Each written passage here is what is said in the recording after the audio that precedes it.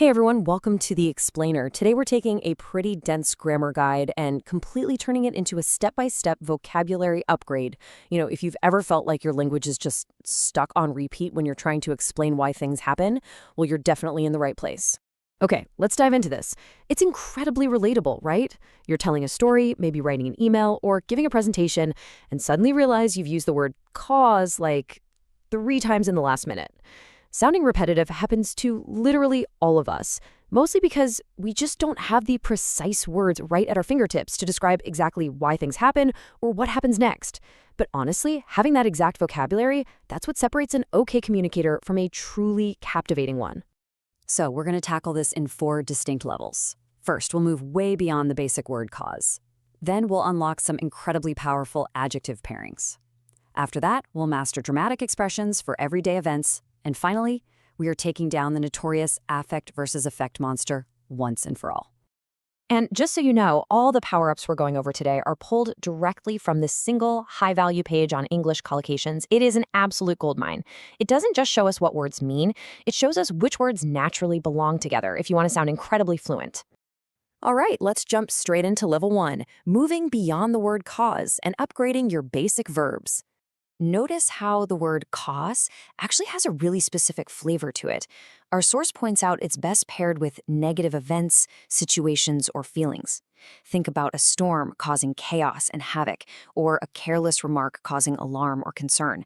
But when you want to talk about massive structural shifts, whether they're good or bad, you really need to upgrade to bring about. You don't just cause a scientific revolution, right? You bring about a revolution. You bring about the downfall of a government. It just carries so much more weight. And this next comparison brilliantly illustrates the power of context. Look at create versus spark off. You'd use create for general situations, like creating awareness of inner-city poverty, or even creating problems. But when an event is sudden, volatile, and usually pretty negative, spark off is your absolute go-to. A controversial announcement didn't just cause protests, it sparked off riots and demonstrations. An unexplained absence sparked off wild media rumors. It instantly gives your listener this vivid mental image of a literal fire being lit.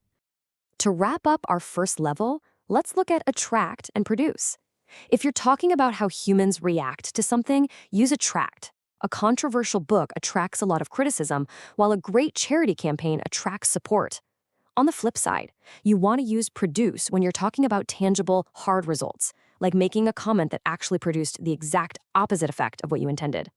Okay, moving right along to level 2, pairing causes with adjectives. This is all about unlocking some truly powerful combinations. The crucial thing here is the difference in timing and depth. When you're investigating a problem, you have your immediate cause. That's the direct trigger, like a sudden oil leak. But come on, that's rarely the whole story, is it? To sound truly analytical, you pair your noun with underlying. The underlying cause of the problem might have been a chronic lack of funds over, say, 10 years that led to poor maintenance. Immediate versus underlying. Using that distinction instantly elevates your entire analysis. Now let's talk about the word impact. You don't just have an impact. When dealing with something heavy or burdensome, like new taxes, a government usually tries to reduce or minimize the impact. But if someone writes a totally brilliant report, strong support from leadership can strengthen or increase the impact of that report. It's really about turning the dial up or down on the consequence. What's super interesting here is how neatly we can categorize our expectations and values. Outcomes can be cleanly paired as either an unexpected or unforeseen outcome, or a predictable or inevitable outcome. Like people having less spending money is an inevitable outcome of a new tax. Meanwhile, effects get a bit of a value judgment.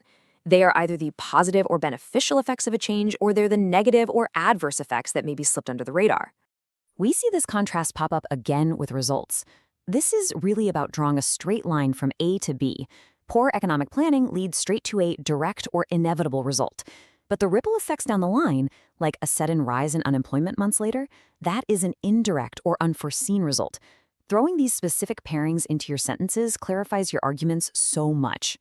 All right, let's keep building. Level 3 dives into everyday expressions, and this is where we master those dramatic idioms. Because sometimes you just need to tell a story with a bit of punch. Instead of saying, a lot of people complained angrily about the new book, you say, it caused an uproar, right? It paints this huge picture of loud, public outrage. Or instead of just saying people were highly interested in a celebrity couple, you say their love affair caused a sensation. These phrases are just so emotional and visual. You definitely want to add these heavy hitters to your daily toolkit too. Think about it. If you make someone furious, you don't just get in trouble. No, you suffer the consequences. A life-changing accident doesn't just change things, it had a huge effect. A legendary singer had a major impact on pop music. Being late constantly creates a bad impression, and pharmaceutical companies have a lot of influence. These are literally the building blocks of natural fluent English. They just resonate with listeners. And finally, we have made it to level 4, the boss level showdown, the affect versus effect rule. Let's clear this one up once and for all, because the rule from our source is actually crystal clear. Affect, spelled with an A, is almost always a verb. It means to have an influence on someone or to cause them to change. Now, affect, spelled with an E, can also be a verb. I know, that's exactly where the confusion comes from. But as a verb, affect with an E has a very specific meaning: to achieve something or to actually make something happen. Let's look really closely at the source's examples to lock this in. A tragic event affected everyone deeply. It influenced their emotions, so we use the A. But look at this second example. We are trying to affect a change in the way people think. Here, affect with an E is used as a verb because they are trying to physically achieve or create that change. You affect a change. And of course, the absolute most common way you'll see affect with an E is as a noun referring to a result. For example, his stressful life has had an effect on his health. Because it refers to the final tangible result, you definitely want affect with an E. So there you have it. You've officially leveled up your vocabulary from basic, repetitive words to highly nuanced, impactful language. Armed with these power collocations and a totally clear understanding of the grammar rules, how are you going to use them to spark off better conversations today? Thanks so much for joining me on this explainer, and keep learning out there.